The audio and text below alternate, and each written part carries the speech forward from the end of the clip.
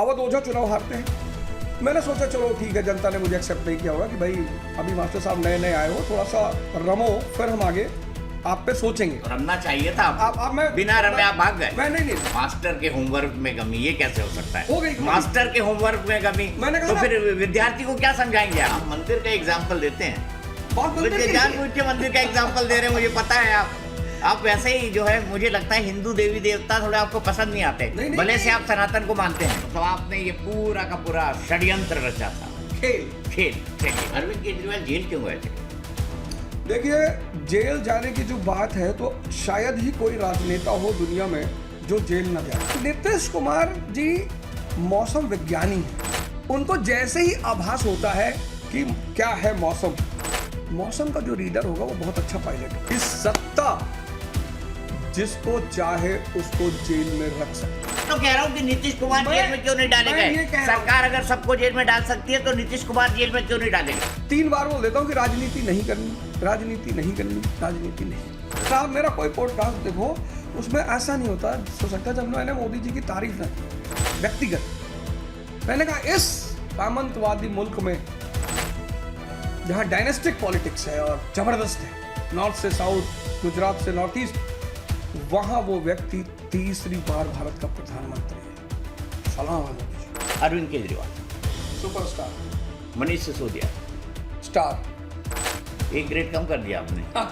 राहुल गांधी एक उभरते हुए सितारे हैं कि वो कोशिश करें कि कुछ ऐसे लोग अपने साथ रखें जो सिर्फ उनकी हाँ में हाँ ना मिलाएं, क्योंकि चाटुकार और चिंतक में फर्क होता है। चाटुकार आपकी कोई बात कभी नहीं काटेगा और चिंतक आपकी बात काटेगा।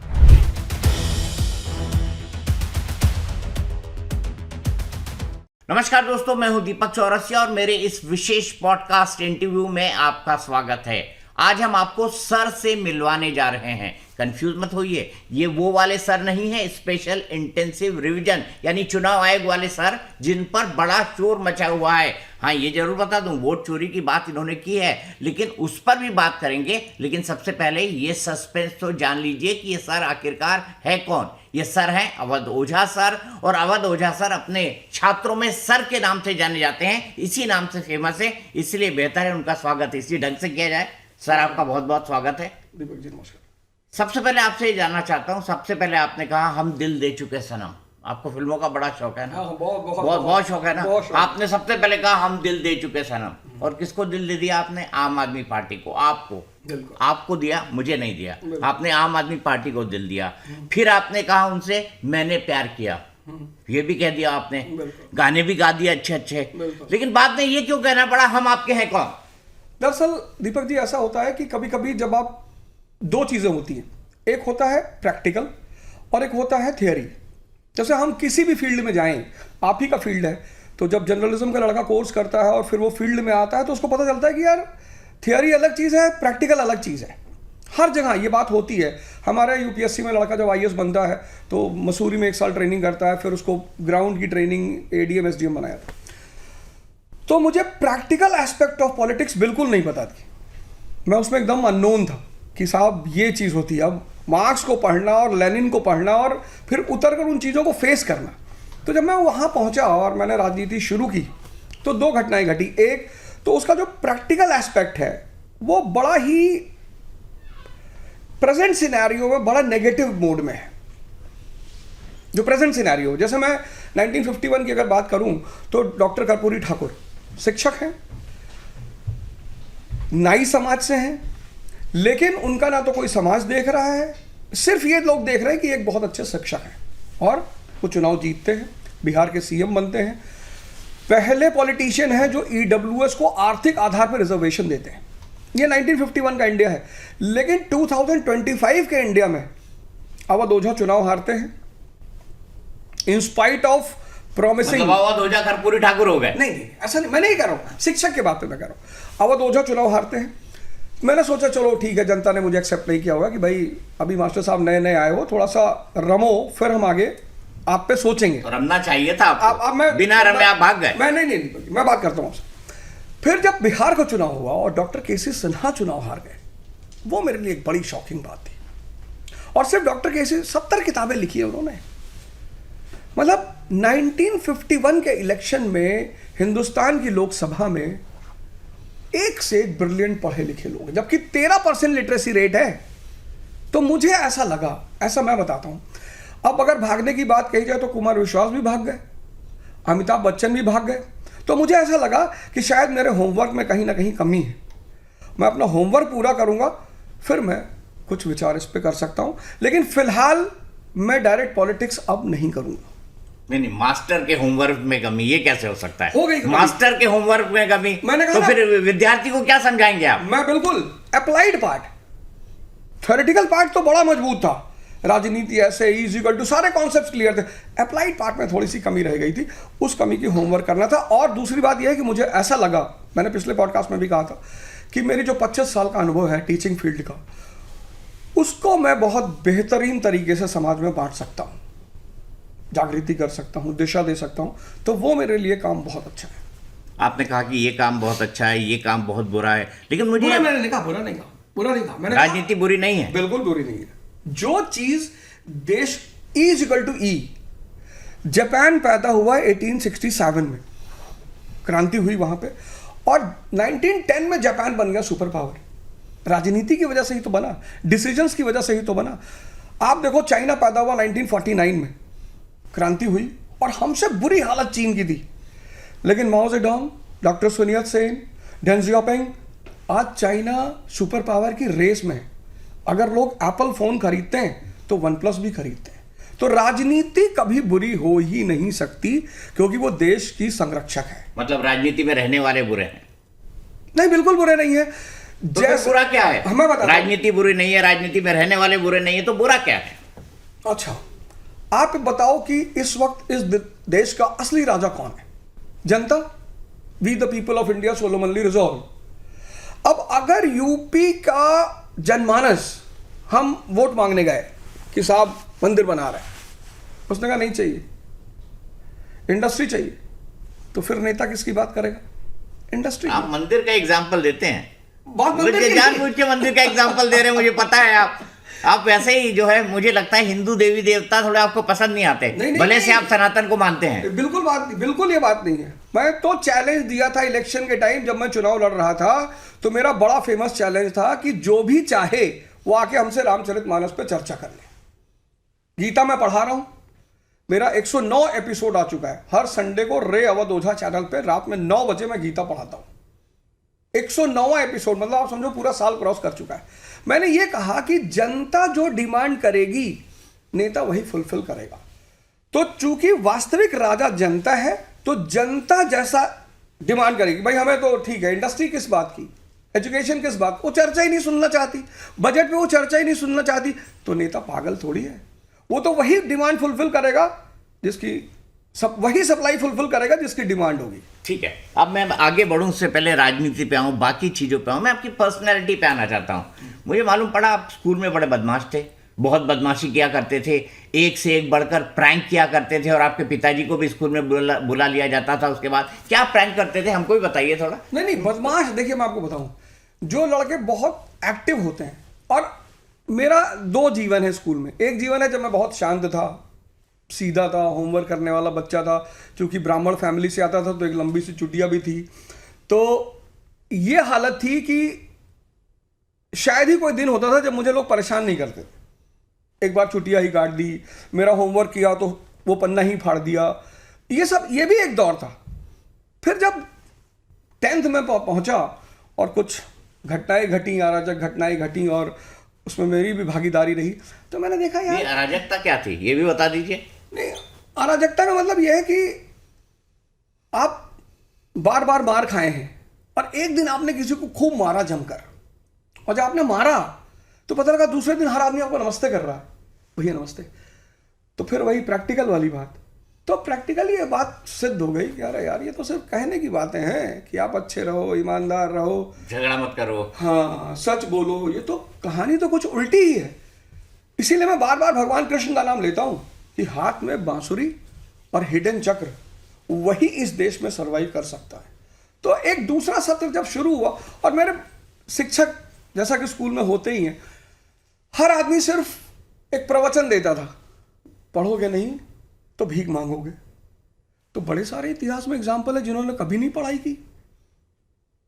भाई अकबर, मुगलों को हटा दिया गया ना, अकबर कभी स्कूल गया ही नहीं। 1556 में 1 इंच जमीन नहीं है उसके पास, 1556 में, और 1605 तक पूरे भारतीय सब कॉन्टिनेंट पे कब्जा है। यानी पढ़ाई से भी कोई बड़ी चीज है, उसका नाम है समझ। तो वही स्कूल के दौरान दरमियान ये सब घटनाएं जब होती है, मैंने कहा मेरा बार बार युवाओं से, इस समाज से कहना है कि जो बात आप अप्लाइड समझोगे, अप्लाइड, न्यूटन का पहला law, a body at rest will be at rest until and unless external force is applied. अब ये तो थ्योरी हो गई, इसको आप जीवन में लगाओगे कहां? आप म्युनिसिपल कॉर्पोरेशन के ऑफिस पहुंचे और बाबू 5 हफ्ते से आपकी फाइल नहीं टच कर रहा है, तो फाइल इज एट रेस्ट, और फिर आपने 5,000 रुपये रख दिए फाइल में, एक्सटर्नल फोर्स अप्लाइड हो गया। जब तक एजुकेशन नॉलेज में कन्वर्ट नहीं होगी, मतलब समझ में, तब तक समाज को उसका कभी फायदा नहीं मिलेगा। तो स्कूल में बड़ी अच्छी ट्रेनिंग रही, बड़ा अच्छा ज्ञान मिला, समझ विकसित हुई। जैसे हमारे एक छोटी सी घटना मुझे याद है, हमारे फादर प्रिंसिपल थे, तो आए, बोले कि वो, उनको पता नहीं, मुझसे बड़ा प्यार था, तो बोले कि 12th में mister Ojha you will not be allowed to sit in the board examination. मैंने क्यों सर? बोले यार 30% अटेंडेंस, हम नहीं जाने देंगे आपको। ठीक है सर, कोई बात नहीं, मैंने तो यूपी बोर्ड से भी फॉर्म भर रखा है, वहां से दे देंगे सर। तो बोले कर नहीं पाओगे कुछ जिंदगी में। मैंने कोई नहीं सर, अगर आप ही डिसाइड करते हो तो कुछ नहीं कर पाएंगे। दूसरे दिन अटेंडेंस रजिस्टर ही गायब हो गया। ये आपने किया था? अब पता नहीं, लेकिन बड़े लंबे समय तक उनका शक मेरे ऊपर रहा। पर बताइए, आज तो बता दीजिए, किया था कि नहीं किया था? किया तो हमारा एक दोस्त नहीं था। अच्छा, मैंने नहीं किया था। मतलब आपने ये पूरा का पूरा षड्यंत्र रचा था? खेल, चलिए ये शब्द बदल देता हूँ, खेल रचा था। खेल रचा था। फिर एग्जाम भी दिया मैंने, और फादर ने, मेरी माँ लॉयर है कोर्ट में, तो फादर ने बाकायदा FIR भी किया, मुझे कोतवाली भी बुलाया गया। कोतवाल साहब ने कहा कि हाँ भाई रजिस्टर का तो पता चल गया है, वापस कर दो। मैंने कहा सर अगर पता चल गया तो आप मंगवा लो जहाँ से पता चल गया, और अगर वो मेरा नाम लेता तो मैं दोषी हूँ। तो बड़ा कॉन्फिडेंस में हो बेटा। तो एक रजिस्टर सामने रखा उन्होंने, कहा ये है रजिस्टर, मिल गया, तुम्हारे दोस्त ने ला के दिया है। तो मैं हंसने लगा। बोले क्या हुआ? मैंने कहा सर जब मिल गया, दोस्त ने दे ही दिया, तो फिर आप कार्रवाई करो, अब आप मुझसे क्यों पूछ रहे हो? तो जब मैं चलने लगा तो उन्होंने मुझसे कहा कि एक बात बताओ, इतना कॉन्फिडेंस किस बात का है? मैंने कहा सर अब वो रजिस्टर है नहीं। बोले मतलब? मैंने कहा जो ले गया तो उसने जला ही दिया सर शाम को, ये आ ही नहीं सकता था सर। फिर वो भी हंसने लगे।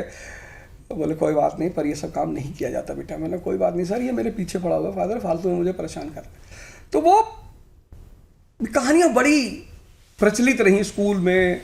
फिर जब मैं UPSC के फील्ड में तैयारी करने लगा तो भी लोग बड़े आश्चर्यचकित हुए।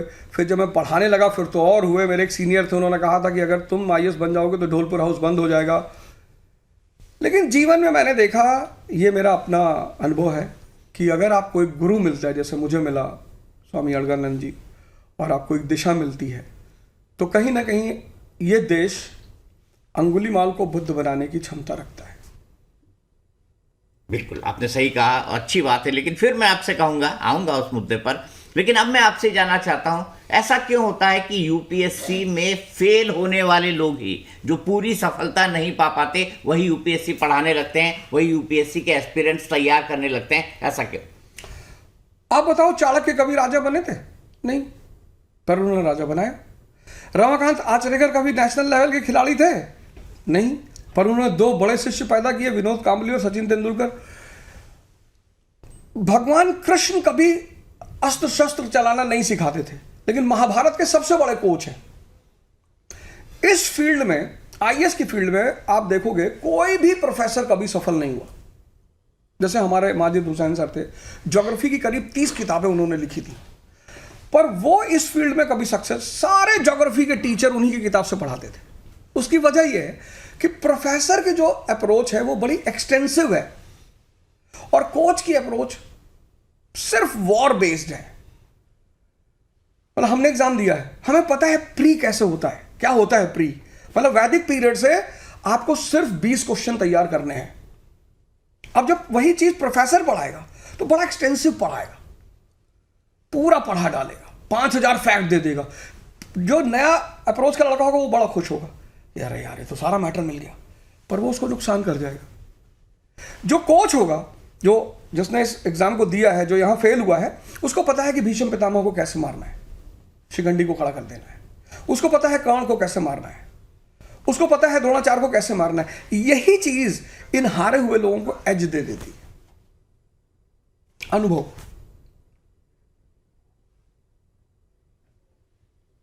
अब मुझे बताइए, आपने भगवान श्री कृष्ण का नाम लिया, आप उनसे बहुत प्रभावित दिखाई देते हैं। आपने एक बार अरविंद केजरीवाल को भी श्री कृष्ण कह दिया था, ये कैसी तुलना? नहीं, मैंने कहा कि जब बात बुराई की चल रही थी, निषेध की, जेल गए थे, फलाना हुआ था, ये हुआ था, वैसा हुआ था, तो मैंने तुलना की थी। मैंने कहा यार, महाभारत के युद्ध में कृष्ण रथ चला रहे थे। मैंने उनसे ये थोड़ी कहा था कि अरविंद केजरीवाल जी भगवान कृष्ण है। हर वो आदमी जो बुराई के खिलाफ लड़ रहा है वो कहीं ना कहीं एक सत्य का अंश है, उस संदर्भ में मैंने कहा था। बाकी मैंने ये थोड़ी कहा था कि भगवान है, किसी को आप भगवान कह ही नहीं सकते। अरविंद केजरीवाल जेल क्यों गए थे? देखिए, जेल जाने की जो बात है, तो शायद ही कोई राजनेता हो दुनिया में जो जेल ना जाए। बहुत राजनेता है जो जेल नहीं गए हैं, बहुत सारे। तो मैंने कहा ना, हाँ। शायद ही कोई राजनेता हो जो जेल ना जाए, शायद, यानी कुछ तो नहीं गए होंगे। नेहरू जी का एक लंबा समय जेल में बीता, वहां से चिट्ठियां लिखते। ब्रिटिशर्स के खिलाफ लड़ रहे थे भाई, शराब घोटाला करके थोड़ी जेल में गए थे, साबित हो गया। हवाला कांड करके थोड़ी जेल में गए थे। दीपक जी, आरोप तो यही लगा है ना। आरोप किस पे नहीं लगता। आप आज आप बाहर जाओ, इतने सारे लोग गांधी जी के बारे में बात करते हैं, कहते हैं वो 2 लड़कियों के कंधे पे हाथ रख के चलते थे। मैंने पूछा देखा है? अरविंद केजरीवाल गांधी है। नहीं, आपने कहा आरोप की बात। हाँ। तो मैंने कहा देखा है, ऐसे तो ये लिखा हुआ है। नहीं, ठीक है, अभी तो लिखा हुआ वो है, विचाराधीन है। लिखा हुआ है, माय एक्सपेरिमेंट विद ट्रुथ के अंदर लिखा हुआ है। नहीं, माय एक्सपेरिमेंट ट्रुथ में उन्होंने लिखा है कि मैं काम से बहुत ज्यादा परेशान था। उन्होंने अपनी वाइफ वाली स्टोरी लिखी है, जिस दिन उनके पिताजी की डेथ हुई, वो पूरी स्टोरी उन्होंने बयां की है। पर जिस तरह से गांधी जी के ऊपर इल्जाम लगता है, जिस दिन ये प्रूव्ड हो जाएगा, जिस दिन कोर्ट निर्णय ले लेगी कि हाँ भाई अरविंद केजरीवाल गलत थे, तो वो ठीक है, सिद्ध हो जाएगा। अभी तो विचाराधीन मामला है, केस चल रहा है, चार्जशीट हो गई है भाई, कोई बात नहीं, कॉग्निजेंस हो गया है, ऑफेंस पर जेल रह के आ गए हैं, उनके खिलाफ इतने सारे प्रूफ्स हैं जो कोर्ट के अंदर जमा किए जा चुके हैं। जैन साहब को बाहर कर दिया गया, कोर्ट ने खुद ही आदेश दिया, कोर्ट ने खुद ही आदेश दिया कि वो एक केस में, शराब घोटाले में नहीं, वो सिर्फ एक केस में। हाँ ठीक है, बहुत अच्छी बात है, लेकिन किसी भी भारतीय लॉ के अनुसार, मॉडर्न लॉ के अनुसार, जब तक कोई कन्विक्ट हेंस प्रूव नहीं हो जाता, आप उसे अपराधी। ये वही अरविंद केजरीवाल है, क्या कहते थे रामलीला मैदान में, याद है आपको? जी बिल्कुल। क्या कहते थे? आप बताइए। नहीं, आप बताइए। नहीं, आप बताइए। आप बताइए। नहीं, मैं तो क्या कहते थे रामलीला मैदान में? नहीं, रामलीला मैदान की बहुत सारी बातें तो मैंने नहीं सुन रखी है। नहीं, ऐसा कैसा हो सकता है? अरे तो आप बताइए, तो हम बताएं। 2005 से आप आईएएस पढ़ा रहे हैं, इतने सारे आईएएस बना दिए, जो देश का सबसे बड़ा आंदोलन हुआ हाल के दिनों में, उसके बारे में आपने सुन नहीं रखा, ये कैसे हो सकता है? रामलीला मैदान में वो कहते थे कि एक नए देश का निर्माण करेंगे, कहते थे वो। हो गया। तो आप अगर दिल्ली की शिक्षा व्यवस्था को देखो, 2014 में जब इन लोगों की सरकार बनी, तो 4 या 5 गवर्नमेंट स्कूल के लड़के ने आईआईटी क्वालिफाई किया था, और 2024 में 742। आपको नहीं लगता हम एक कदम आगे बढ़ गए थे? आम आदमी पार्टी ने कहीं ना कहीं, भाई कोई भी देश महान कब बनेगा? जब उसकी शिक्षा व्यवस्था अच्छी होगी। आज इस देश का हर लड़का का ड्रीम है कि हम अमेरिका पढ़ लें, हम ब्रिटेन पढ़ लें, हम फ्रांस में पढ़ लें, हम स्वीडन में पढ़ लें। कोई अफगानिस्तान और पाकिस्तान पढ़ने जाना चाहता है? नहीं। तो मुझे ऐसा फील होता है, मैं 11 महीना उन लोगों के साथ रहा, कि केजरीवाल जी और आम आदमी पार्टी ने बेसिक्स जो है उसको स्ट्रॉन्ग करने का शुरुआत कर दी थी, यानी शिक्षा और स्वास्थ्य। पर 11 साल सरकार के अंदर है सर, 11 साल में तो क्रांतिकारी परिवर्तन हो सकते हैं। और आरोप भी उन पर कौन सा लगा? जिस चीज के खिलाफ उन्होंने आंदोलन चलाया, एंटी करप्शन ड्राइव पर चढ़ के वो सत्ता के अंदर आए थे, और उसी करप्शन के अंदर वो जेल गए। इससे बड़ी बदनामी क्या होगी? और मैं आपने बताया हेंस प्रूव, जब तक प्रूव ना हो जाए, but politics work on perception, ये भी आप बहुत अच्छी तरह जानते हैं। बहुत अच्छी बात है। 1922 में जब नॉन कोऑपरेशन मूवमेंट रोक दिया गया, नॉन कोऑपरेशन मूवमेंट रोका गया, गांधी जी को गिरफ्तार कर लिया गया, तो जज के पास कोई वही नहीं था, कोई एविडेंस नहीं था, साक्ष्य नहीं था, सिर्फ परसेप्शन, डाउट। एक एक्ट आया था, Rowlatt act, imprisonment without trial, 6 साल की सजा दे दी। आपको पता है क्या जुर्म किया था गांधी जी ने? 1900, वो छोड़िए, 1908 तिलक को 6 साल की सजा दे दी। आपको पता है क्या जुर्म किया था तिलक ने?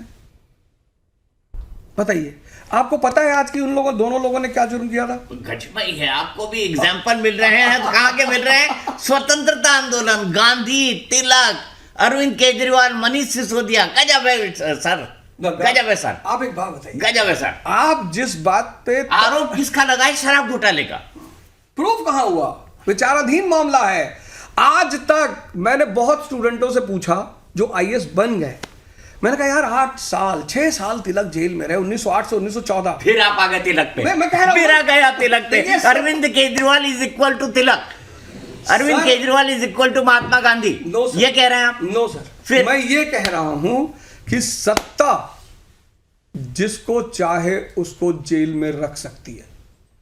सरकार की जो ताकत है, सरकार, इसीलिए तो हम उसे सरकार कहते हैं। मैं आपको एक एग्जांपल बताता हूं। आप तो बिहार की राजनीति को इतनी अच्छी तरह समझते हैं ना। नीतीश कुमार कितनी बार पाला बदल के इधर गए उधर गए, इधर गए उधर गए। उनके खिलाफ भी ग्रीवेंसेस थे ना सरकार को। सरकार चाहती तो उनके खिलाफ भी केसेस कर सकती थे ना, उनको भी जेल में डाल सकती थी। वो कैसे छुड़ गए इन सब चीजों से? वो मिस्टर क्लीन की छवि क्यों पा गए? और अरविंद केजरीवाल कैसे जेल चले गए? ये भी समझा दीजिए। देखिए नीतीश कुमार, अभी मैं काठमांडू गया था रिसेंट 10 दिन पहले, तो हम सुनौली बॉर्डर से बाहर नहीं निकल पाए, हम थोड़ा सा दिशा भ्रम हो गया, तो हम पश्चिमी चंपारण वाली बॉर्डर से निकले बाहर। तो पश्चिमी चंपारण से बगहा तक, मतलब आप समझ लो कम से कम 150 किलोमीटर की बिहार की रोड, इतनी शानदार, मतलब आज से 15 साल पहले रोड जैसी कोई स्थिति ही नहीं थी। नीतीश कुमार जी को जो तोहफा मिला है उसके कई सारे फैक्टर्स हैं। एक तो महिलाओं को उन्होंने स्ट्रेंथन किया, शराबबंदी उन्होंने बिहार में लागू की, जिससे महिलाएं तो बहुत ज़्यादा खुश हुई। ये बात अलग है कि जब मैं पश्चिमी चंपारण के उससे बाहर निकला तो बॉर्डर के उस पार लगभग हर दुकान में शराब मौजूद थी। बहनों का बड़ा ध्यान रखा नीतीश जी ने, 10,000 रुपये दिया चुनाव से पहले। तो नीतीश कुमार जी मौसम विज्ञानी हैं, उनको जैसे ही आभास होता है कि क्या है मौसम, मौसम का जो रीडर होगा वो बहुत अच्छा पायलट होगा। वो मौसम वैज्ञानिक नहीं थे, वरना वो उनकी बुरी तरह हार 2014 के लोकसभा चुनाव में नहीं होती। ये भी आप बहुत अच्छी तरह जानते हैं। 2014 का लोकसभा चुनाव बुरी तरह हारे थे नीतीश कुमार मोदी जी का साथ छोड़कर। मोदी जी का साथ छोड़कर, जी हाँ, बिल्कुल हारे ना। हाँ, लेकिन वही आदमी 20 साल से बिहार, मतलब बिहार जैसे। लेकिन मेरा सवाल दूसरा था सर मेरा सवाल दूसरा आप आइए। मेरा सवाल ये था कि नीतीश कुमार पर आज तक एक भी करप्शन का आरोप क्यों नहीं लगा? दूसरी तरफ मिस्टर क्लीन कहे जाने वाले अरविंद केजरीवाल पर क्यों लगा? क्यों वो जेल चले गए? क्यों उनको लंबे समय तक जमानत नहीं मिली? क्यों lower court, high court, supreme court करना पड़ा? आपने कहा ना किसी को भी सरकार जेल में डाल सकती है, तो नीतीश कुमार के जेल में डालने के लिए भी बहुत 5 पॉइंट्स थे। सोनम वांगचुक का नाम सुना है आपने? हाँ, मैंने सुना है, बहुत अच्छी तरह सुना। वो भी अपराधी है क्या? मैं कोई टिप्पणी नहीं करता हूँ, लेकिन लेकिन उनके ऊपर अरे दीपक जी आपको करना है। तो मैं बोलता हूं उनके ऊपर एक ऐसा आंदोलन चलाने का आरोप लगा जिसमें कई लोगों की जान गई और उन्होंने उसको प्रोवोक किया। अगर एक स्टेटमेंट बताइए जरा, जब उन्होंने प्रोवोक किया, किसी भी हीरो को डिफेंड करने के लिए अगर लोग सड़क पर उतरते हैं वो प्रोवोकेशन नहीं है। मतलब सोनम वांगचुक है। आप कंपेयर, आपने कहा, मैंने नहीं कहा, मैं तो कह रहा हूं कि नीतीश कुमार जेल में क्यों नहीं डाले गए? सरकार अगर सबको जेल में डाल सकती है तो नीतीश कुमार जेल में क्यों नहीं डाले गए? मैं ये कह रहा हूं सोनम वांगचुक ने ऐसा क्या कर दिया है कि सरकार उनको जेल में रखे हुए है?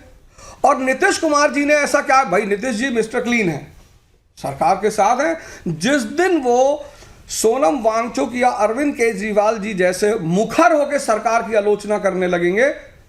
इंडिया गठबंधन बनाया तो उन्होंने मोदी जी के बारे में क्या नहीं बोला? नीतीश कुमार ने क्या नहीं बोला? फिर जब आ गए वो ना, फिर घर में आ गए ना, घर में आ गए वो एक अलग बात है, पर मैं आपको बता रहा हूँ ना घर में मैं आ गए। आपको बता रहा हूँ कि उनके ऊपर उनको जेल में डाला क्यों नहीं गया। अगर सरकार किसी को भी जेल में डाल सकती है मुखर विरोध के बावजूद भी। अरे ऐसे तो आप देखें तो ओवैसी साहब को भी जेल में नहीं डाला गया। ओवैसी साहब ने ऐसा कोई काम ही नहीं किया कि जिससे जेल में डाला जाए। अरे मदद कर मोदी जी, बिहार इलेक्शन, लोग तो कहते हैं भाजपा की बी टीम है। अब आप कहीं और पहुंच गए, अब आप कहीं और पहुंच गए। मतलब अब आप जो है, नहीं, मैं आपको बताऊं दीपक जी, एक सेकंड दीजिए मुझे। केले और आम का कंपैरिजन कर रहे हैं। बिल्कुल केला और आम बराबर। मैं कह रहा हूं अरविंद केजरीवाल के साथ मैं 10 महीने रहा, 10 महीने। उस व्यक्ति को कोई कुछ भी कहे, कुछ भी, हर व्यक्ति की अपनी ग्रेवियंसेस होती है। मैं बताऊं दीपक जी, उस आदमी के मन में टीचरों के प्रति इतना सम्मान है। जिस दिन मैंने कहा, डिसाइड किया कि मैं राजनीति नहीं करूंगा, तो उन्होंने मुझसे कहा कि आप जो पद बोलो, जो कहो, मैं आपको दे दूंगा। बोला उन्होंने। मैंने कहा सर बड़ा नुकसान हो जाएगा मेरा। और मैंने उनसे, मेरी सौभाग्य से मेरे उनसे बड़ी लंबी लंबी बातें हुई। मतलब एक विजनरी आदमी, पढ़ा लिखा, अच्छा, जिस आदमी के मन में एक कल्पना है अच्छे भारत की, कि जैसे मैंने देखा हिस्ट्री में 1787 में अमेरिका स्लम एरिया है। वही अमेरिका जो 1787 में स्लम एरिया, झोपड़पट्टी है, वही अमेरिका 1945 में वर्ल्ड पावर है। तो कहीं ना कहीं नेताओं की विजन की वजह से तो बना होगा। अब तो मैं राजनीति में नहीं हूं, तो मेरे लिए तो सब बराबर है, वो चाहे अरविंद केजरीवाल हो, चाहे नरेंद्र मोदी जी हो, कोई भी हो, सब बराबर। लेकिन मैं अरविंद केजरीवाल की निकल रही है। नहीं, देखिए आप मुझे बात बताइए, दिल की बात जुबान पे आ रही है। हाँ, नहीं, अगर कोई भी चीज, भाई मेरा एक बड़ा प्यारा तथ्य ऑब्जर्वेशन, मैं जब भी उनसे मिलने गया तो उन्होंने कभी, उनके जो पीएस वगैरह थे, जैसे मैंने उनसे कहा कि यार सर से मिलना, तुरंत एक दिन मैंने उनसे पूछा, बोला यार देखो ऐसा है ना, एक बड़ा प्यारा डायलॉग उन्होंने बोला कि विनाश और निर्माण, प्रलय और निर्माण शिक्षक के गोद में होता है। और मैं तो आपकी गीता की वीडियो सुनता हूँ, हिस्ट्री की वीडियो सुनता हूँ, तो मुझे बड़ा अच्छा लगता है। तो जब व्यक्ति ने मेरे साथ सारे अच्छे काम किए, एक अच्छा विजन, बातें कि साहब ये करना, ऐसे करना, तो मैं क्यों उस आदमी के विरोध में बोलूंगा? मैं क्यों बोलूंगा? क्यों ही बोलूंगा मैं? लेकिन इतनी तारीफ मत करिए कि कहीं कल बीजेपी में जाना तो दिक्कत हो जाए। देखिए, अगर मुझे ऐसा थोड़ा सा भी आभास होता कि मुझे बीजेपी में जाना है, तो आप समझ लिए मेरा स्टैंड बिल्कुल अलग होता। मुझे राजनीति, दीपक जी, मैं आपके मन से कर रहा हूं, आजीवन नहीं करनी ही नहीं है। क्योंकि जानते हैं सबसे बड़ा दर्द टीचर के लिए क्या है? उसका बोलना बंद हो जाए। अगर टीचर का बोलना, जैसे आप पत्रकार हैं, आप बोलते हैं खुल के, अगर कल आप राजनीति में आ जाए, किसी भी पार्टी में आ जाए, तो आप एक फ्रैक्शन लोगों के लोग हो जाएंगे। आपको एक फ्रैक्शन वाला सुनेगा, बाकी कोई नहीं सुनेगा। टीचर को, पत्रकार को, ऐसा मेरा मानना है, उसको एक्टिव पॉलिटिक्स से दूर रहना चाहिए। अभी दीपक चौरसिया 150 करोड़ की आवाज है, पूरे भारत की आवाज है। लेकिन जैसे आपने पॉलिटिकल पार्टी ज्वाइन की, आप 10% की आवाज बन जाओगे, आप 15% की आवाज बन जाओगे, आप 20% की आवाज बन जाओगे। तो इसलिए टीचर और पत्रकार को इनसे बचना चाहिए। मुझे एक बात बताइए, आप एक बार इंटरव्यू दे रहे थे मेरे ख्याल से बीबीसी को, और आपको इंटरव्यू देते देते रोक दिया गया था। तो ये कैसी राजनीति है जिसमें फ्रीडम ऑफ एक्सप्रेशन को ही दबाया जा रहा है?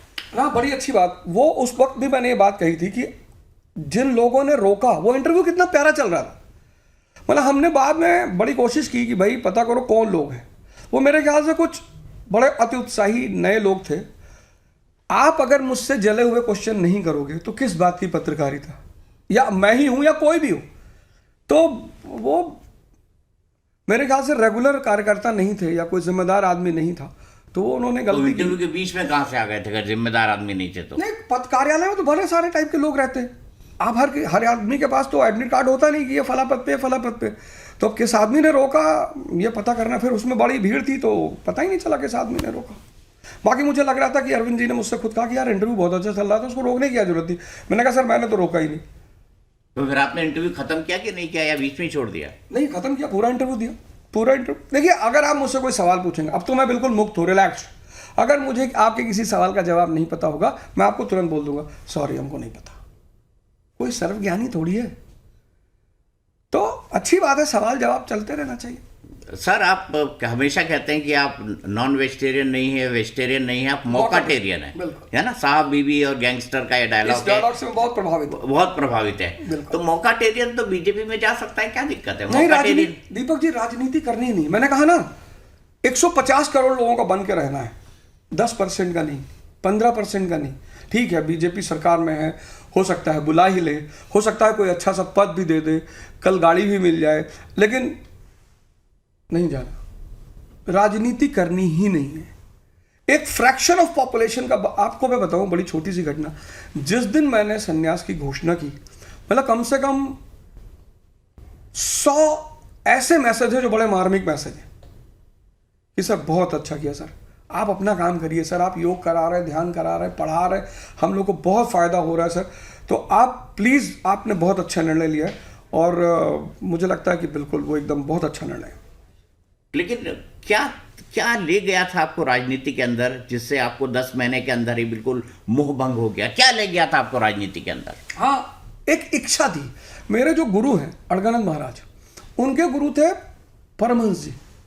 तो परमहंस जी को दोबारा जन्म सर्विस ले लेना पड़ा, क्योंकि उनकी 2 इच्छाएं शेष रह गई थी, एक गांजा पीने की, एक शादी करने की। इच्छा काया, इच्छा माया, इच्छा जग उपजाया, इच्छा जब तक शेष है जन्म है। तो एक बड़ी उत्कंठा थी कि राजनीति करनी है, चुनाव लड़ना है। वो इच्छा पूरी हो गई, वो इच्छा पूरी हो गई। अब कसम से? अब कोई इच्छा नहीं, कसम से? हाँ हाँ, आज खा जाइए कसम। कसम, आप कुछ भी कहिए, है ही नहीं। मतलब 3 बार बोल देता हूं कि राजनीति नहीं करनी, राजनीति नहीं करनी, राजनीति नहीं। वैसे 3 तलाक बैन है आजकल। नहीं तो ये तो 3 बार हो गया ना कि भाई आपने 1 बार नहीं कहा था, 3 बार कहा था। हाँ। जब कल मैं कोई पार्टी ज्वाइन करूंगा तो आपके पास एक रिकॉर्डिंग मौजूद होगी कि भाई इन्होंने 3 बार कहा था। अब तो इस आदमी की बात का भरोसा ही फिर नहीं। तो आप फिर साहब बीबी और गैंगस्टर का डायलॉग दोहरा देंगे कि ना आप तो वेजिटेरियन है, ना आप नॉन वेजिटेरियन है, आप तो मौकाटेरियन है। अब दीपक जी देखो, मैं आपको एक बात बताऊं, कभी कभी क्या होता है, कुछ चीजें इल्हामी होती हैं, आसमानी आसमानी। अब ऐसी कोई घटना घट जाए कि प्रभु हमको साक्षात आदेश कर दे कि भाई, वो तो कर ही सकते हैं, वो तो कर ही सकते हैं। प्रभु का आदेश तो कभी भी आ सकता है सर, कैसे भी आ सकता मैं है। आपको बताऊं, हाँ, कुछ चीजें ऐसी होती हैं जिन पर एफर्मेशन कभी नहीं किया जा सकता। गांधी जी ने 1914 में साबरमती आश्रम खोला, उन्होंने कहा भाई मैं राजनीति नहीं करूंगा, मैं संत आदमी, महात्मा आदमी, आश्रम में रहने वाला और आदमी। वही करते रहे पूरी जिंदगी। वही करते रहे पूरी जिंदगी। उन्होंने कहा मैं राजनीति नहीं करूंगा। देखिए, सुनिए, 1922 में जब वो जेल पहुंच गए तो कांग्रेस के बीच में झगड़ा शुरू हो गया, स्वराजिस्ट और गांधीइट्स, ये CR दास जी और सरदार पटेल, इन लोग की लॉबी आपस में लड़ने लगी। ये हुआ कि साहब कांग्रेस टूट जाएगी। तब उन्होंने जेल में कहना शुरू किया कि जो सरकार का विरोध करेगा मैं उसे कांग्रेस में रखूंगा ही नहीं। अंग्रेजों ने कहा यार ये तो बड़ी अच्छी बात, इनको बाहर निकालो, ये खुद ही तोड़ देंगे कांग्रेस। 24 में जेल से बाहर निकाल दिया, 28 में निकलना था। और एकमात्र सेशन में उन्होंने प्रेसाइड किया, बेलगांव सेशन 1924, और वहां उन्होंने कहा Swarajist are the true nationalist. तो अगर भगवान कृष्ण को भी महाभारत के युद्ध में एक बार पहिया उठाना पड़ गया था, तो ऐसी कोई स्थिति आ जाए तो मैं नहीं कहता हूं, लेकिन आप भी रहेंगे। अब आ गई दिल की बात जुबान पर, अब वो नहीं करूंगा, नहीं करूंगा, नहीं करूंगा, खत्म। किसी भी दिन भगवान दर्शन दे सकते हैं और भगवान आदेश दे सकते हैं सर। तो आप काटेंगे भगवान की बात? आप बताइए, आप काट देंगे? मैं तो आपकी बात कर रहा हूं सर। तो मैं भी नहीं काटूंगा। परमात्मा का अगर आदेश हो जाए, साक्षात इल्हामी आदेश, तब तो कोई बात ही नहीं है। लेकिन मैं अपने मन से राजनीति नहीं करूंगा। पार्टी बीजेपी वही ले जाएगी आपको, सही जगह वही ले जाएगी। ये आप सब चुक चुकी हैं, समझते हैं ना आप? ये मतलब ये डाउनफॉल की तरफ जा रही है। एक वही पार्टी है जो आपको कहीं ले जा सकती है, बीजेपी। तो आपको सूत्र खोज लेने चाहिए। मैं कुछ पुराने स्टूडेंट्स खोजिए दीपक जी, मैं जो IAS से होके राजनीति में जा चुके हैं। बीजेपी में ऐसी फौज है। दीपक जी, मैं आपको एक बात बताऊं, आप फिर कहेंगे कि मैं बड़ा अरविंद केजरीवाल से मेरा लगाव है उनसे। पार्टियां आती रहेंगी, जाती रहेंगी, ये स्टेटमेंट बड़ा फेमस है अटल बिहारी वाजपेयी जी का। लेकिन ये देश रहना चाहिए, देश रहना चाहिए। तो राजनीति में कोई किसी का दुश्मन नहीं है। आज मैं आपको बता रहा हूं कि जिस दिन भी बीजेपी राजनीति में बैकफुट होगी, कभी तो होगी। हाँ, कभी होगी, हर किसी का डाउनफॉल होता है, जो बढ़ता है वो हाँ कभी नीचे तो आता है होगी, जी। आज नहीं होगी तो 3010 में होगी, तब फिर आम आदमी पार्टी ही आगे आएगी। अरे गजब है, गजब प्रेम है, इसको बोलते हैं एक तरफा प्यार। नहीं मैं आपको इसको बताऊं, बोलते हैं एक तरफा प्यार। नहीं ऐसी बात नहीं, मैं आपको बताऊं, सुनिए, आप बड़े लोगों को बड़ा लोग मुझसे कह रहे हैं इस बात को कि भाई तुमने पार्टी छोड़ दी, राजनीति छोड़ दिया। दीपक जी, मैं आपके साथ काम किया और आपको मैंने देखा, आपके साथ रहा, और मैं जानता हूं कि आप बहुत अच्छे विजन लेके चल रहे हो, तो मैं आपकी बुराई कैसे कर सकता हूं। मैं जैसे मोदी जी हैं, पुतिन साहब आए हैं इंडिया, मोदी जी ने कई सारे काम बहुत शानदार, एक चीज पे तो मैं उनकी फिदा रहता हूं हर जगह। मैंने, आप मेरा कोई पॉडकास्ट देखो, उसमें ऐसा नहीं होता हो सकता जब मैंने मोदी जी की तारीफ ना की हो व्यक्तिगत। मैंने कहा इस सामंतवादी मुल्क में जहां डायनेस्टिक पॉलिटिक्स है और जबरदस्त है, नॉर्थ से साउथ, गुजरात से नॉर्थ ईस्ट, वहां वो व्यक्ति तीसरी बार भारत का प्रधानमंत्री है। सलाम है मोदी जी को, इस टैलेंट पे सलाम है। ना पीछे धनी फादर है कि बिलियनियर फादर है कि ले जाओ 200 करोड़ रुपए, लड़ो चुनो, ना पीछे कोई राजनीतिक पार्टी है, एक साधारण सी शुरुआत है। अब अगर मैं ये तारीफ में कर दूं तो लोग कहते हैं मोदी जी से बात चल रहा है, अमित शाह जी का फोन आया था। नहीं सर, ये यथार्थ है। जैसे योगी आदित्यनाथ हैं, यूपी से हट जाएंगे, उस वो आदमी इतना स्ट्रांग लॉ एंड ऑर्डर को हैंडल करता हुआ, 25 करोड़ पूरा अमेरिका रहता है यूपी में। अब इन सब बातों की अगर तारीफ नहीं की जाएगी, घर नहीं तोड़ना चाहिए किसी का, यह भी कहना पड़ता है। क्योंकि मैंने जब पहली बार अपना घर बनाया तो मैं बड़ा रोया बैठकर, क्योंकि यहां किराए पे रहते थे दिल्ली में। किराए पे रहना और पहली बार अपना घर बनाना दोनों बड़ी बात है। तो हमारी आदत है एक परसेप्शन बनाने की। तो मैं तो अब रहा हूं, केजरीवाल जी के साथ रहा हूं और व्यक्तिगत रहा हूं, व्यक्तिगत। पहला प्यार है केजरीवाल जी आप? नहीं, पहला प्यार की बात नहीं है। पहला प्यार है, पहली बार है। नहीं, एक बहुत ही, आगे का गाना याद नहीं आ रहा, लेकिन गाना बहुत शानदार है। पहला प्यार है, पहली बार है। मेरे ख्याल से मैंने प्यार किया का गाना है शायद। हाँ, मैंने प्यार किया, सलमान खान और उसकी भाग्यश्री की फिल्म। बिल्कुल। जान के भी अनजाना ऐसा मेरा यार है। तो है केजरीवाल जी ऐसे? नहीं, अच्छा, जान के भी अनजाने हैं। बहुत अच्छा। उन्होंने मुझको मैसेज किया था कि यार बहुत लोग पार्टी में आए, बहुत लोग पार्टी में गए। मुझे इस बात का कभी दुख नहीं हुआ क्योंकि ये सब चलता रहता है, बट फर्स्ट टाइम आपके जाने का मुझे दुख है। पर best of luck for your future endeavours. और ठीक है, खुश? हाँ, बहुत खुश, बहुत। बोलने को मिलना चाहिए, बस बोलना बंद, जीवन खत्म। अच्छा, मुझे बताइए, आप हिंदू देवी देवताओं के खिलाफ क्यों हैं? क्यों उनके खिलाफ? एक एग्जांपल बताइए। नहीं, बताइए ना आप आपने कई बार इस्लाम को बेहतर बताया, इस्लाम को बेहतर ढंग से एक्सप्लेन भी किया और हिंदू देवी देवताओं का मजाक उड़ाने की भी कोशिश की। तुलसी हर नाम सुधा तज, सठ हठ पियत विषय विष मांगे। आप कुछ का अर्थ पता है? नहीं, मुझे नहीं। हाँ, बताइए, आप इतने बड़े पत्रकार हैं। तुलसी हर नाम सुधा तज, सठ हठ पियत विषय विष मांगे। तुलसीदास की एक ऐसी लाइन है, सिर्फ एक लाइन, मैं आपको उनकी 10-15 लाइनें सुना सकता हूं। इस्लाम की तारीफ करने से हिंदू धर्म कम नहीं होता।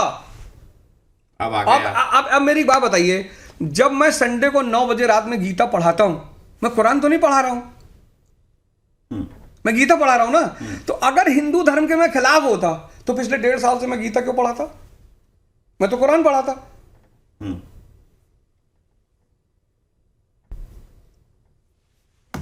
और मैं एक बात बताऊं आपके मन से, मार्च के महीने से और पैन इंडिया गीता पे शोज करने जा रहा हूं। ये डिस्क्लोजर आप ही के उस पे हुआ है। मार्च के महीने से गीता पे शोज करने जा रहा हूं कि गीता क्यों पढ़नी चाहिए, गीता कैसी पढ़नी चाहिए और गीता में किन चीजों के फॉर्मूले दिए हुए हैं। थोड़ा हमको भी बताइए, किन किन चीजों के फॉर्मूले? हमारे देश की जो सबसे बड़ी खोज है, जैसे पश्चिम फेमस है आइंस्टीन के लिए, सिगमंड फ्रॉइड के लिए, ऐसे भारत फेमस है बुद्ध के लिए, भगवान राम के लिए, भगवान कृष्ण के लिए। तो भारत की जो सबसे बड़ी खोज है वह है द्विज का सिद्धांत। द्विज मतलब दोबारा जन्म। एक जन्म मां देती है जब व्यक्ति इंद्रियों पे जीता है, सिद्धार्थ, और एक जन्म गुरु देता है जब व्यक्ति अपने चेतना पे आ जाता है, बुद्ध। यही फॉर्मूला जो सच्चिदानंद का फॉर्मूला जिसे कहते हैं, ये गीता देती है। जैसे आपने लादेन की इंजीनियरिंग की उपलब्धियों का जिक्र किया, आपने कहा कितना महान इंसान था लादेन। हाँ, बड़ा अच्छा बात आपने कहा। हम ट्विन टावर इवेंट से पहले जब हम दुनिया से कहते थे कि साहब आतंकवाद से हम परेशान हैं, तो पता है दुनिया क्या बोलती थी? हाँ, इसका तो मैं प्रत्यक्षदर्शी रहा हूँ, क्योंकि दुनिया में उस वक्त घूम रहा था और ट्विन टावर ब्लास्ट के ट्विन टावर में जो हुआ था उसके बाद में 1 महीना अमेरिका से रिपोर्ट भी कर रहा था। हाँ, तो उससे पहले दुनिया कहती थी no no, it's not terrorism, it's a local unrest, ये टेररिज्म नहीं है। लेकिन जब ट्विन टावर का हमला हुआ तब अमेरिका ने कहा कि the world is facing the menace of terrorism, ये दुनिया आतंकवाद के श्राप से ग्रसित होती जा रही है। तो जो काम हम दुनिया को समझा रहे थे कि साहब आतंकवाद एक बहुत बड़ी समस्या बनता जा रहा है, उस आतंकवाद का अंतर्राष्ट्रीयकरण किया उसामा बिन लादेन ने। हमारे लिए फायदेमंद हुआ कि नहीं हुआ? दुनिया के लिए तो नुकसानदेह था। उस हमले के अंदर न जाने कितने भारतीय मारे गए थे। यही बात तो हम मेरी कह रहे जहां थे। तक जानकारी है 1980 से हम यही बात तो कह रहे थे। भारत यही तो चिल्ला रहा था कि साहब ये पाकिस्तान प्रायोजित आतंकवाद है, साहब ये पाकिस्तानी। पर दुनिया कह रही थी नहीं नहीं नहीं। लेकिन इसके लिए उसामा बिन लादेन की तारीफ थोड़ी बनती है साहब, ऐसा है, कर्ण की तारीफ नहीं होती महाभारत में। कर्ण और उसामा बिन लादेन, आप फिर कहाँ आप कंपैरिजन आप कर रहे हैं? तारीफ की बात कर रहे हैं। आप कहाँ कंपैरिजन कर रहे कभी हैं? विलन- कर्ण और उसामा बिन लादेन कौन सा कंपैरिजन है? अरे महाराज, आप हमसे कह रहे हैं, ये कद्दू और अंगूर का कंपैरिजन है आप कि फिर- कद्दू और अंगूर एक समान है। आप मेरी बात नहीं समझ रहे हैं। आप ये बताइए, आप मेरी बात नहीं समझ रहे हैं। आप बताइए, विलन कभी कभी बड़े अच्छे अच्छे काम कर जाते हैं। नहीं, समाज में विलन तो होना ही चाहिए ना। अगर समाज कंस में नहीं हो, विलन- क्यों नहीं, अगर कंस नहीं होगा तो कृष्ण कैसे महान बनेंगे? अरे दीपक जी, आप कैसी बात कर रहे हैं? कंस पैदा करने की बात कर रहे हैं, राम राज्य की बात भाजपा कर रही है, और आप कह रहे हैं कसराज में कंस होना चाहिए। आप उस राम राज्य नहीं, से नहीं, प्रभावित आप- है। देखिए वो जो राम राज्य की बात कह रही है, राम राज्य भी तभी आया जब रावण का वध हुआ और उसके बाद वो मर्यादा पुरुषोत्तम बने। उससे पहले भी कोई राम मर्यादा पुरुषोत्तम नहीं थे। वो सिर्फ एक राजकुमार थे जो जंगल में गए थे। जब जंगल से वो वापस आए, 14 साल का उनको वनवास हुआ, उसके बाद वो मर्यादा पुरुषोत्तम बने। आप एग्री करेंगे इस बात से? नहीं करेंगे। अगर रावण नहीं होता तो क्या राम होते? जब राम रहेंगे तो रावण रहेगा ही नहीं। और ये बात सच है। ये बात लेकिन और भाजपा के शासन में कंस बिल्कुल नहीं हो सकता और ना रावण होगा। आप इस बात को दीपक जी मानिए। मेरे कहने का तात्पर्य सिर्फ इतना है कि हम जिस चीज का प्रयास कर रहे थे कि दुनिया समझे कि आतंकवाद एक खतरा है, उसको उसामा बिन लादेन ने बहुत आसानी से सिद्ध करवा दिया। चलिए, मान लिया आपकी बात, तर्क के तौर पर मान लिया। अब मैं आगे बढ़ता हूँ। अब ज्यादा वक्त मैं आपका ना लूँ, लंबा इंटरव्यू हो गया है, बहुत लंबा मैं करना नहीं चाह रहा हूँ। मैं सबसे पहले कुछ नाम लूंगा आपके सामने, आपके मन में जो आए उनके बारे में आपको बोलना है ना? अरविंद केजरीवाल, सुपरस्टार। मनीष सिसोदिया, स्टार। एक ग्रेड कम कर दिया आपने। चलिए अगले चलते हैं। प्रधानमंत्री नरेंद्र मोदी, महामानव। ये उलाहना में है या? आप अपने से क्यों लगा रहे हैं? आप मुझसे टर्म पूछ रहे हैं, मैं बता रहा हूं। अब ये तो दुनिया अपने हिसाब से लेगी ना। अमित शाह, सशक्त। इसके बाद मैं चलता हूं, अगला नाम सबसे इंटरेस्टिंग है, उस पर मैं 2 सवाल भी आपसे पूछूंगा। राहुल गांधी। राहुल गांधी एक उभरते हुए सितारे हैं, उभरते हुए। उनका भविष्य बहुत अच्छा है। बस मैं आपके मन से एक बात उनसे कहूंगा कि वो कोशिश करें कि कुछ ऐसे लोग अपने साथ रखें जो सिर्फ उनकी हाँ में हाँ ना मिलाएं, उनको बहुत सारी बातों पर उनको टोकें भी, क्योंकि चाटुकार और चिंतक में फर्क होता है। चाटुकार आपकी कोई बात कभी नहीं काटेगा और चिंतक आपकी बात काटेगा। तो अगर ऐसे लोगों को वो अपने साथ रखेंगे जो उनको टोकें, उनकी बात काटें, तो उनका भविष्य अच्छा हो सकता है। जो लोग राहुल गांधी को जानते हैं वो ये कहते हैं कि वो ऐसे लोग चाहते ही नहीं। तो नहीं चाहते तो फिर हुई है वही जो राम मेरा चिराखा। ये तो मेरा फर्ज था कहना कि भाई आप, क्योंकि चिंतक, जैसे आप चिंतक हैं तो आप नहीं करेंगे ना। आज जैसे आपने मुझसे कोई राय दी कि साहब ये मत करिए, मैंने कर दिया, या आपसे कहा दीपक जी मत करिए। इतिहास में बहुत 2 राजा बहुत अच्छे हैं, राहुल जी को आप कट भेज दीजिएगा। 2 राजा बहुत अच्छे इतिहास में, और एक है मोहम्मद बिन तुगलक, जिसने भी उसको राय दी उसने उसको मरवा दिया, भीख मांगा वो। दूसरा है औरंगजेब, जिसने राय दी उसको जेल में उठाकर बंद कर दिया, अपने ही बेटे को जेल में उठाकर बंद कर दिया, शाह आलम को। उसने बड़ी अच्छी राय दी थी कि ये साउथ में क्यों जाना अब्बा, ये बीजापुर गोलकुंडा एक तरफ, मराठा एक तरफ, दोनों को लड़ाएंगे, और जब ये मराठा बीजापुर गोलकुंडा को मार डालेंगे, हम मराठों को मार डालेंगे, दक्षिण पे कब्जा। 12 साल बेटे को जेल में रखा। लेकिन 2 राजा ऐसे हैं जिन्होंने योग्य लोगों को अगल बगल रखा और उनकी बातें सुनी। एक चंद्रगुप्त विक्रमादित्य, 9 रत्न थे उनकी दरबार में, और एक अकबर, अशोक भी, सम्राट अशोक भी, मोगालीपुत्र उसका एडवाइजर है। तो इतिहास हमें सिखाता ही तो है। तो अगर नहीं सुनेंगे तो जो हाल मोहम्मद बिन तुगलक का हुआ वही उनका हो जाएगा। मैं आपसे ये जानना चाहता हूँ, अगला नाम मैं आपके सामने रखना चाहता हूँ, वो है प्रशांत किशोर। प्रशांत किशोर जी और उनका जनसुराज बिहार का भविष्य बन सकता है। जैसे मुझसे कई लोगों ने कहा बिहार में कि अरे अरविंद केजरीवाल वाला केस था तो लोग थोड़ा सा सोचे कि कहीं ये भी अरविंद केजरीवाल के रास्ते पर जा रहे हैं। हमने कहा अरविंद केजरीवाल को जानते हो क्या? नहीं। हमने गांव में 10 लोगों की शादी हुई, एक औरत भाग गई, तो फिर किसी की शादी नहीं होगी। प्रशांत किशोर और जनसुराज कहते हैं परसेप्शन, हाँ, इसी को कहते हैं इसी को तोड़ना है इस देश में। इसी को कहते हैं कि अरविंद केजरीवाल ने जो कमाया वो गंवा दिया है। नहीं, वो खैर उस पर बाद में आएंगे।